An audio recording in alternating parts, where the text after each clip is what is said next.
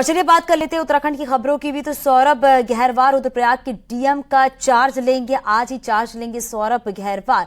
टिहरी से रुद्रप्रयाग ट्रांसफर हुआ है और ट्रांसफर से नाराज बताए जा रहे थे सौरभ। 24 घंटे चला है हाई प्रोफाइल ड्रामा। शनिवार को सौरभ गहरवार को ट्रांसफर किया गया था, जिसके बाद वो नाराज बताए जा रहे थे और अब वो रुद्रप्रयाग के डीएम का चार्ज संभालेंगे सौरभ गहरवार। हालांकि बताया जा रहा है कि उनकी नाराजगी भी देखने को मिली है। टिहरी से रुद्रप्रयाग ट्रांसफर हुआ है और ट्रांसफर से नाराज बताए जा रहे थे सौरभ गहरवार।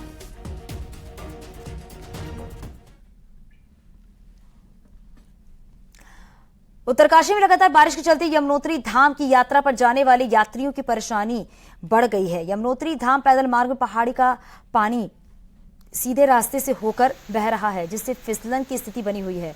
वहीं पानी की निकासी की व्यवस्था नहीं होने से यात्री परेशान हैं और हादसा होने की संभावना भी बनी हुई है।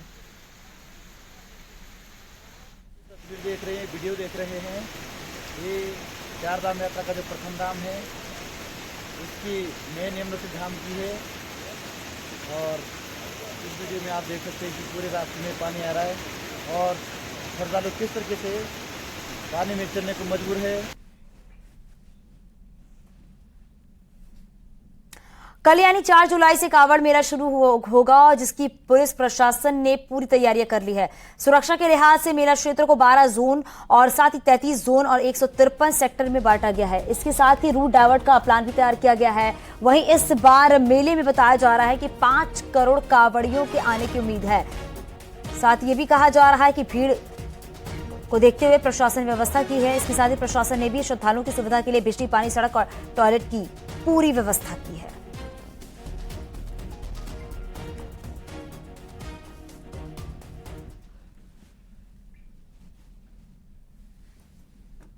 कल से शुरू होने वाली कांवड़ यात्रा की ऋषिकेश में भी तैयारी पूरी कर ली गई है। वहीं पुलिस ने सुरक्षा के लिहाज से पुख्ता इंतजाम किए हैं। ऋषिकेश में 7 जोन, 2 सुपर जोन और 23 सेक्टर बनाए गए हैं। इसके साथ ही ट्रैफिक को लेकर भी प्लान तैयार किया गया है। ऋषिकेश नीलकंठ महादेव मंदिर में कांवड़िए आते हैं।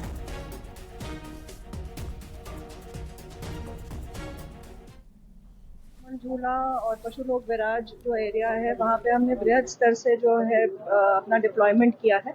पूरे एरिया को 7 जोन्स में डिवाइड किया है और 23 सेक्टर्स बनाए हैं। इस बार स्पेशली हमने 2 सुपर जोन्स बनाए हैं। एक तो हमारा जो पूरा मंदिर परिसर और पैदल मार्ग है वो, और उसके अलावा यातायात को लेकर, ट्रैफिक को लेकर हमने एक अलग से सुपर जोन बनाया।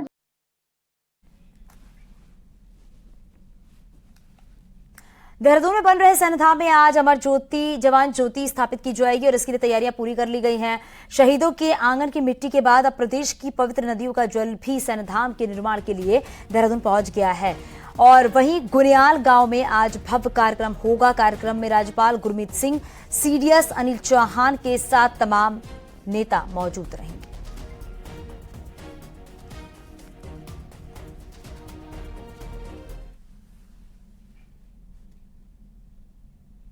सीएम पुष्कर सिंह धामी दिल्ली के दौरे पर है। आज सीएम की वित्त मंत्री से मुलाकात हो सकती है। वहीं बताया जा रहा है सीएम पुष्कर सिंह धामी ने रविवार को केंद्रीय पशुपालन मंत्री पुरुषोत्तम रूपाला से मुलाकात भी की है। उनसे उत्तराखंड में पशुपालन और डेयरी से संबंधित विषयों पर चर्चा की है। सीएम ने केंद्रीय मंत्री से नेशनल लाइव स्टॉक मिशन योजना के तहत ही पशुधन बीमा की बाकी धनराशि जारी करने और राज्य में संचालित सचल पशु चिकित्सा वाहन की सेवाएं बाकी 35 विकास खंडों में भी उपलब्ध कराने का भी आग्रह किया गया है।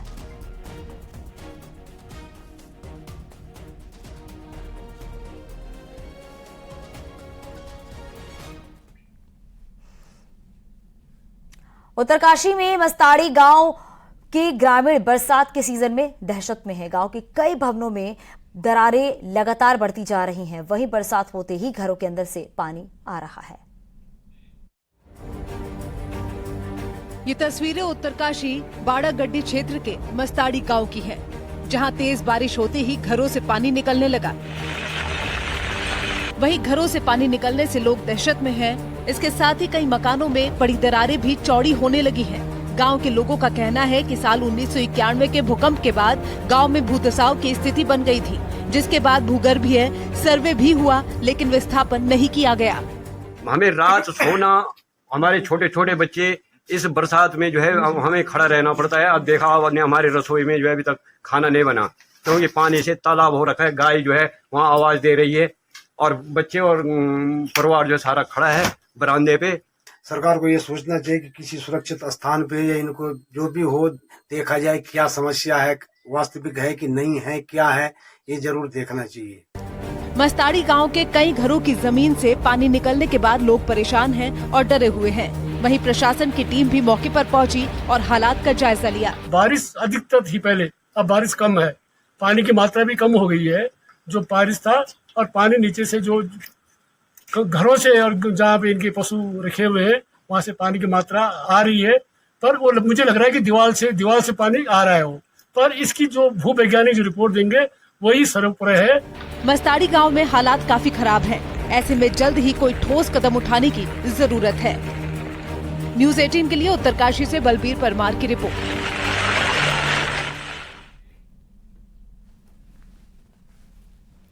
नैनीताल में चाइना पीक की पहाड़ी एक बार फिर दरकी है और पहाड़ी से बड़े बोल्डर आबादी के पास गिरने से दहशत है, तो बड़े खतरे का संकेत भी इससे मिल रहा है। चाइना पीक की पहाड़ी के पत्थरों की बरसात इस कदर हुई है कि पंगूट रोड तक बड़े बोल्डर आ गए हैं और कई दीवारें भी क्षतिग्रस्त हुई हैं। हालांकि इससे बड़े खतरे नीचे वाली आबादी में हो रहा है। इसके साथ ही बारिश में नैनीताल के मेट्रोपोल का भी बड़ा हिस्सा दरकता है, जिसमें होटल का बाहरी एरिया बारिश में नीचे गिर गया है, जो अब खतरनाक बन गया है।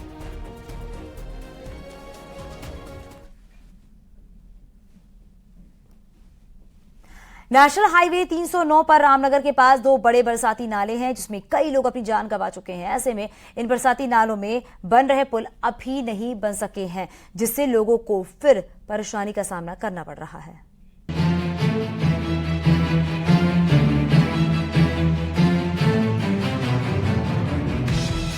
रामनगर के पास धनगढ़ी और पनोद बरसाती नालों में नवंबर 2020 से पुल बनाने का काम शुरू हुआ, जो 18 महीनों में बनकर तैयार होना था, लेकिन अभी तक इन नालों में पुल नहीं बन सके हैं, जिससे इन नालों में हमेशा हादसे की संभावनाएं बनी रहती हैं। साथ ही नाले में पानी आने पर ट्रैफिक जाम में घंटों ये रास्ता बंद रहता है, जिससे यात्रियों को परेशानी का सामना करना पड़ता है। देखिए, ये जो लाइफलाइन है कुमाऊं गढ़वाल की, और बहुत बड़ा यातायात यहाँ से चलता है, लेकिन बरसात में जान माल का भारी नुकसान इसमें होता है पुल न होने की वजह से। और पुल के लिए सरकार ने पैसा भी दिया, लेकिन अधिकारियों की, चाहे वो वन विभाग के अधिकारी हों, चाहे वो राष्ट्रीय राजमार्ग खंड के हों, उनकी काहिली के कारण और उनके आपस में तालमेल न होने के कारण ये पुल का निर्माण सरकार द्वारा पैसा दिए जाने के बावजूद भी अटका हुआ है। और बड़ी दिक्कत इससे हो रही, लंबा घंटों तक वहाँ इंतजार करना पड़ता है जब तक नाले का पानी डाउन ना हो, और कई लोग जान से भी हाथ धो बैठते हैं। इन पुलों के आधे काम में ही वन विभाग ने यह कहते हुए काम रुकवा दिया था कि इनकी हाइट कम है। दरअसल कारबेट प्रशासन ने कार्यदायी संस्था से इन पुलों की ऊंचाई 8 मीटर करने को कहा, जिसके बाद यह काम रुका हुआ है। हालांकि बताया जा रहा है कि अब 6.5 मीटर ऊंचाई के ये पुल बनाए जाएंगे। वो 18 महीने में हो जाना चाहिए था, लेकिन कुछ कारणों के कारण कॉर्बेट कॉर्बेट ने जो पुल की पहले ऊंचाई थी 6.5 मीटर, उसको 8.5 मीटर करने की बात कही गई। उसमें एनजीटी करने का भी रहा, तो अब उसमें वार्ता करके उसका 6.5 मीटर में ही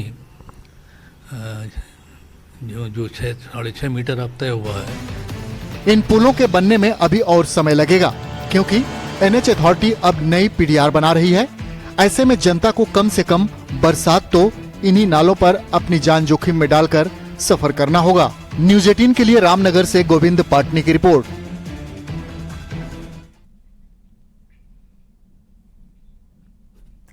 गुरु पूर्णिमा का पावन पर्व आज बद्रीनाथ धाम में बड़े ही हर्षोल्लास के साथ मनाया जा रहा है। बद्रीनाथ धाम में सुबह से ही श्रद्धालुओं की भारी भीड़ देखने को मिली है। लोग तप्त कुंड में स्नान कर रहे हैं। तप्त कुंड में स्नान करने की विशेष परंपरा भी बताई गई है। यहाँ पर स्नान करने से अनेक कष्ट जो है वो दूर हो जाते हैं। इसे पावन पर्वों में तप्त कुंड में स्नान का विशेष महत्व है।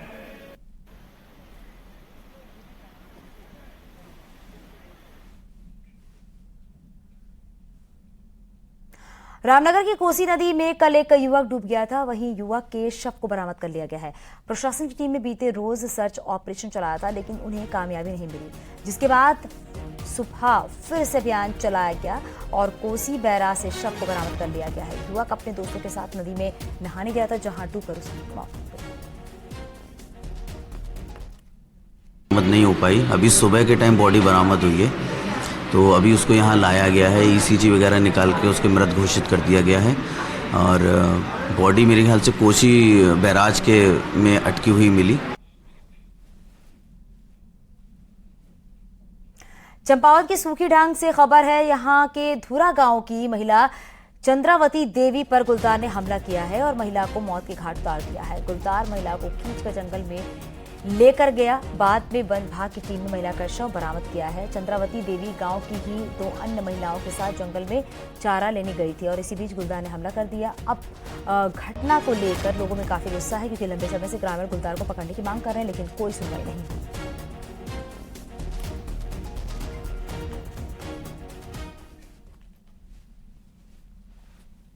नैनीताल पालिका अपने ही जाल में फंस गई है। कोर्ट ने माल रोड से अतिक्रमण हटाने को कहा है। बावजूद इसके पंत पार्क में फुटपाथ पर कब्जा कम नहीं हो रहा है।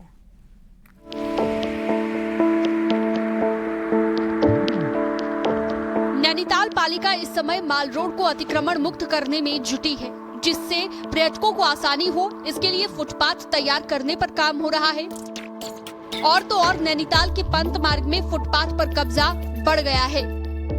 फुटपाथ पर 400 से ज्यादा दुकानें लग रही हैं। बिना अनुमति के बाहरी लोग दुकानों पर स्थानीय लोगों का हक मार कर बैठे हैं, तो पालिका भी बस खाना पूर्ति ही कर रही है। मॉल रोड से भी लगातार हम लोग जो भी अनधिकृत तौर से जो भी फड़ लग रहे हैं, उनके लिए भी हमारी टीमें बनाई गई हैं और लगातार फड़ भी हटाए जा रहे हैं।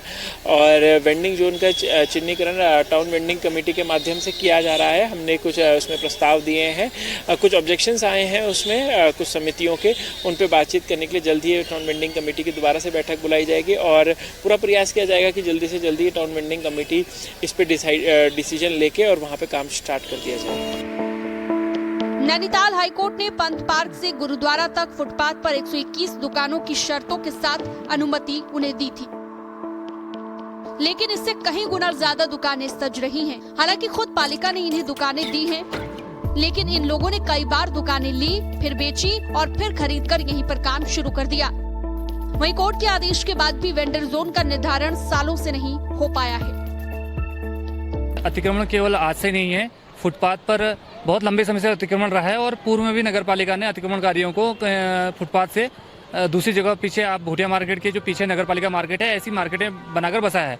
तो सोचने वाली बात यह है कि इतने लोग बार बार कहाँ से फुटपाथ में बैठते हैं, तो उनका सत्यापन होना चाहिए। और अधिकांशतः उसमें 90% से अधिकतर लोग उत्तर प्रदेश से बिलोंग करते हैं। बहरहाल फुटपाथ पर कार्रवाई होगी, ये सवाल अभी भी बना हुआ है। कई बार तो पालिका से जुड़े लोग ही इसमें शामिल हो रहे हैं। अब गेंद नगर पालिका के पाले में है, तो वो कैसे फुटपाथ खाली कराती है और इनके लिए वेंडर जोन कैसे बनाती है, ये देखना होगा। न्यूज़ 18 के लिए नैनीताल से वीरेंद्र बिष्ट की रिपोर्ट।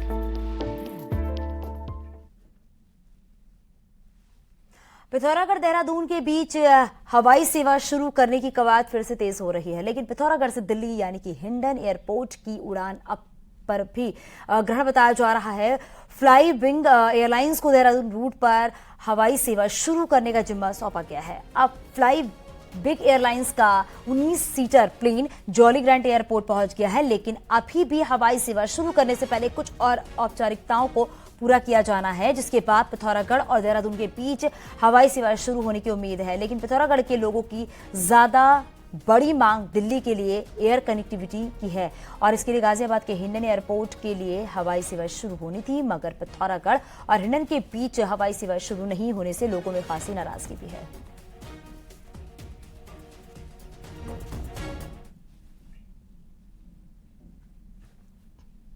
यूएनडीपी की मदद से पिथौरागढ़ के ऊंचे इलाकों में सिक्योर हिमालय प्रोजेक्ट शुरू होने जा रहा है। इस प्रोजेक्ट के तहत ही जहां ऊंचे इलाकों में जैव विविधता को बचाए जाने का टारगेट लिया गया है, वहीं इन इलाकों में रहने वालों की आजीविका के नए साधन भी इसके तहत तलाशे जाएंगे।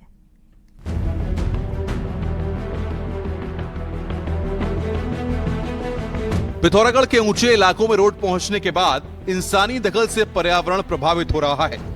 ऐसे में ऊंचे इलाकों में पर्यावरण के साथ जैव विविधता को बचाने के लिए अब संयुक्त राष्ट्र विकास कार्यक्रम की मदद ली जा रही है।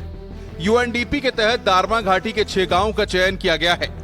पंचाचुली के करीब बसे इन गांवों में प्रोजेक्ट के तहत पर्यावरण संरक्षण के साथ ही रोजगार भी तलाशा जाएगा। यही नहीं, इन इलाकों की खास पैदावार को भी पेटेंट करने का प्लान तैयार हुआ है। जो लोकल कम्युनिटी है, लोकल यूथ है और वहाँ पे रहने वाले गांव के लोग हैं, इनको इस प्रोजेक्ट में जोड़ा जाए ताकि ये लोग इसको टूरिज्म से भी जोड़ेंगे और उसके एक मतलब पारिस्थितिकी के कंजर्वेशन पे भी इनका योगदान रहेगा और इनको उसका महत्व भी पता है। तो हम लोग इसके अंतर्गत उन लोगों के ट्रेनिंग का भी प्रोग्राम रख रहे हैं। साथ ही साथ जो स्नो लेपर्ड की भी साइटिंग यहाँ पर हुई है। हिमालय में बेशकीमती जड़ी बूटियों का खजाना है। ऐसे में भले ही बिना पेटेंट के इन जड़ी बूटियों का उपयोग स्थानीय लोग करते हों, लेकिन इनका पेटेंट नहीं होने से खतरा हमेशा बना रहता है। ऐसी बेशकीमती पैदावार का पेटेंट होने से स्थानीय हितों का बचाव होगा, वहीं रोजगार के नए दरवाजे भी खुलेंगे। यही नहीं, इस प्रोजेक्ट के तहत उन खास चीजों और पकवानों का भी पेटेंट होगा जो सिर्फ यहीं मौजूद हैं। फिलहाल सिक्योर हिमालय में दारमा की शीपू, मारछा, तिदांग, दातू, दुक्तू और बौन गांव को शामिल किया गया है। सिक्योर हिमालय के तहत इको टूरिज्म पर भी फोकस किया जाना है।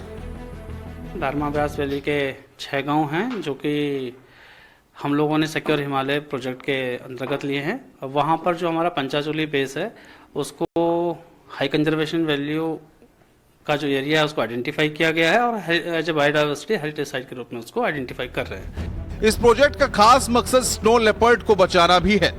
स्नो लेपर्ड की मौजूदगी इस बात का सबूत है कि इकोसिस्टम पूरी तरह पटरी पर है। यूएनडीपी का यह प्रोजेक्ट पिथौरागढ़ के साथ सिर्फ उत्तरकाशी में संचालित हो रहा है। बात अगर देश की करें तो सिर्फ 4 हिमालयी राज्यों में ही ये चल रहा है। न्यूज़ 18 के लिए पिथौरागढ़ से विजय वर्धन उप्रेती की रिपोर्ट।